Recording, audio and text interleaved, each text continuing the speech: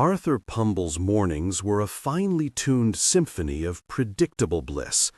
Each action a note, each transition a perfectly timed beat, creating a harmonious overture to his day. The insistent yet gentle chirrup of his digital alarm clock, set precisely for 6:15 a.m., was the first note. It was not a jarring alarm, but a gradual swell of birdsong that eased him from the arms of sleep. His feet would swing to the cool oak floor at 6:16 a.m., a single, precise movement, avoiding the cold shock of the tiles beyond. By 6:20 a.m., the rich, earthy aroma of freshly brewed coffee would be curling through his small apartment, the result of a meticulously preset timer on his expensive artisanal coffee maker.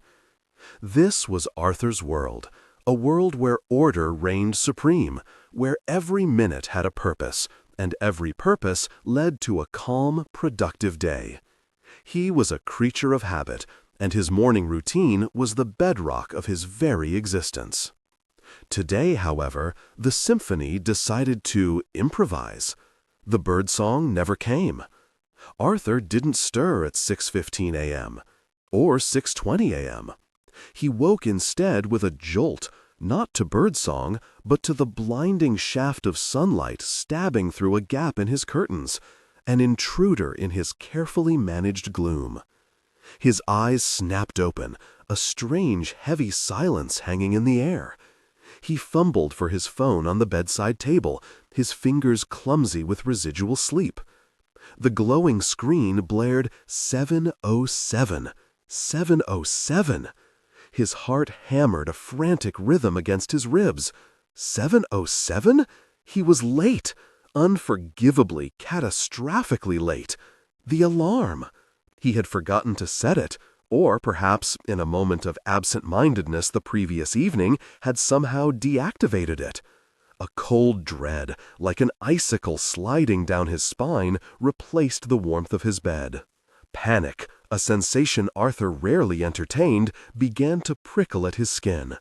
He vaulted out of bed, his feet landing on the cold tile floor with an undignified thud. The carefully planned first note of his day was utterly missed, and the entire composition was already off-key. He stumbled towards the kitchen, a frantic energy seizing him. The coffee machine sat dark and silent, its preset timer clearly dependent on an active alarm. No rich aroma, no comforting warmth. He quickly pressed the button, but the machine groaned sluggishly, still cold. This would take precious minutes, minutes he did not have. His mind raced, calculating the lost time, the cascading domino effect. He darted to the bathroom, desperate for a quick, invigorating shower. He yanked the shower curtain aside, twisted the cold tap, then the hot. A burst of icy water assaulted his skin, making him yelp. He frantically adjusted the handle, twisting it further, but the temperature remained stubbornly frigid. Had the water heater failed? This was unprecedented. He shivered violently, goosebumps erupting across his arms.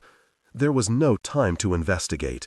He would have to endure a cold shower, a chilling start to an already fraught morning. He lathered quickly, the soap feeling like a block of ice against his skin, and rinsed off with a series of sharp gasps. Stepping out, he grabbed a towel, but it slipped from his grasp, landing with a wet plop on the floor. He swore under his breath, a rare expletive for the usually composed Arthur. Back in the kitchen, the coffee machine finally gurgled to life, a thin stream of murky brown liquid sputtering into the carafe. Not the robust, perfect brew he craved. He sighed, defeated, and turned his attention to breakfast. Usually, it was a perfectly toasted slice of whole wheat bread with a thin layer of artisanal jam, accompanied by a small bowl of Greek yogurt and berries. Today, he grabbed the bread, shoved it into the toaster, and cranked the dial to its highest setting, hoping for speed. He rummaged in the fridge for the yogurt. Empty, completely empty. He must have forgotten to buy more. His stomach rumbled in protest.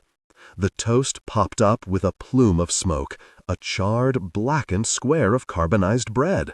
He stared at it, aghast. Even his toast had betrayed him. He slammed the toaster lid down, opting for a quick banana instead. He peeled it aggressively, almost tearing the fruit. His fingers, still slightly damp from the shower, slipped. The banana squished from his grasp, splattering onto his freshly ironed shirt, leaving a yellowish, sticky smear across his chest. "No," he whispered, a tremor in his voice. This was becoming a farce. He tore off the shirt, throwing it onto the growing pile of chaos in his apartment. He sprinted back to his closet, fumbling through hangers for another clean shirt. He found one, but it was a light blue, not the crisp white he had planned for his important meeting this morning. He pulled it on, buttoning it with clumsy fingers. Next, socks. He always kept his socks perfectly paired in his top drawer. But today, the drawer seemed to mock him, offering a confusing array of single socks. A striped one, a plain gray, a polka dot. Where were their partners?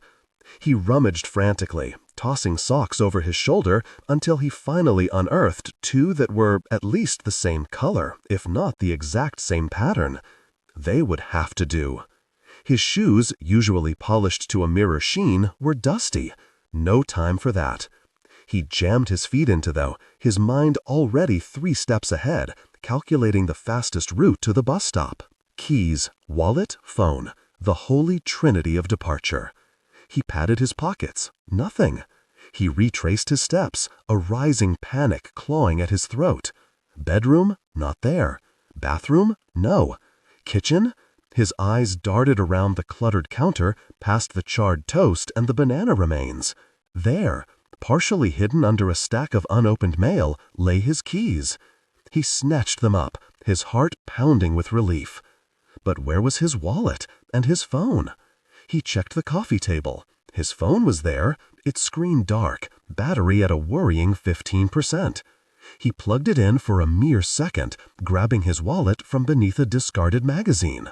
He flung open the front door, his watch flashing 7:45 a.m. He was supposed to be leaving at 7 a.m. 45 minutes. 45 minutes lost to the abyss of a morning gone wrong. He locked the door with a desperate click, then paused. Had he unplugged the toaster? The cold shower? He couldn't remember. He hesitated, his hand on the doorknob, then shook his head. No time. He had to go.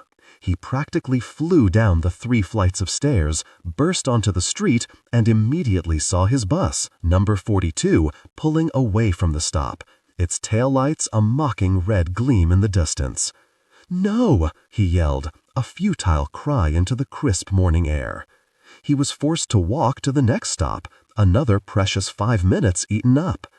When the next bus finally arrived, it was crammed shoulder to shoulder, stiflingly hot, and crawling at a snail's pace through unexpected traffic. Construction. Of course, why not? A symphony of honking horns and grinding machinery filled the air, replacing the planned calm of his commute. He finally arrived at his office building, his tie askew, his blue shirt wrinkled, a faint banana smudge still clinging to his sleeve. The large clock in the lobby read 8:58 a.m. His crucial presentation, the one he had spent weeks preparing, was set to begin at 9 o'clock sharp. He was 2 minutes to go, looking like he'd been dragged through a hedge backward. His perfect morning routine, the foundation of his perfect day, had crumbled into a messy, chaotic heap. He took a deep, shuddering breath, wondering if he could somehow reset the day, wishing for a magical rewind button. But the day, like his morning, had already begun its discordant melody, and he was hopelessly off-key.